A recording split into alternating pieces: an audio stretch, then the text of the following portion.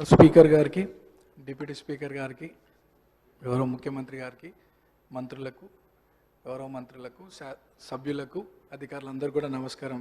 Speaker sir, first time మాట్లాడుతున్నందుకు చాలా హ్యాపీగా feel అవుతూ మీకు ధన్యవాదాలు తెలియజేస్తూ, గత 2 సంవత్సరాల క్రితం ఇదే సభలో గౌరవ ముఖ్యమంత్రి గారు ఒకానొక సందర్భంలో పేరు ప్రస్తావించడం, 2 సంవత్సరాల లోపే ఇక్కడ ఈ సభలో తోటి సభ్యుడిగా రావడం చాలా అదృష్టంగా, గౌరవంగా భావిస్తూ అధ్యక్ష, మా సామాన్య కుటుంబం నుండి వచ్చినటువంటి నాకు ప్రజాసేవ కల్పించే అవకాశం కల్పించినటువంటి మా ముఖ్యమంత్రి గారికి, కాంగ్రెస్ పార్టీ పెద్దలకు ఈ అవకాశాన్ని స్వాగతిస్తూ మా ప్రాంత ప్రజలందరూ కూడా నన్ను ఆశీర్వదించి సభకు పంపించడం వల్ల అందరికీ కూడా మనసారా కృతజ్ఞతలు తెలియజేస్తూ, సార్ ఈ సభలో మాట్లాడే ప్రతి మాట, ప్రతి అంశం కూడా ప్రజల జీవితాలతో ముడిపడింది కాబట్టి సభ గౌరవిస్తూ, సభ మర్యాదలను పాటిస్తూ ముందుకు సాగుతానని, మా ప్రాంత ప్రజల యొక్క సమస్యలు పరిష్కరించడానికి గౌరవ ముఖ్యమంత్రి గారి ఆశీస్సులతో, సలహాలు, సూచనలతో మా ప్రాంత ప్రజల సమస్యలు పరిష్కరిస్తూ వారి సంక్షేమ అభివృద్ధి కోసం సాగుతాను ముందుకి,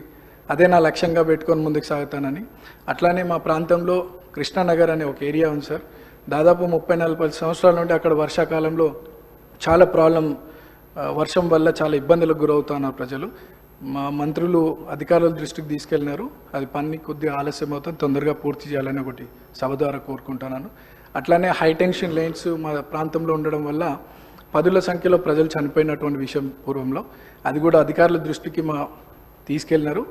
అది కూడా అండర్ గ్రౌండ్ కేబులింగ్ ఫాస్ట్గా చేస్తే ఆ ప్రాంత ప్రజలు సురక్షితంగా ఉంటారు అనేది ఒక సందేశం మీ ద్వారా అందిస్తున్నాం అధ్యక్ష.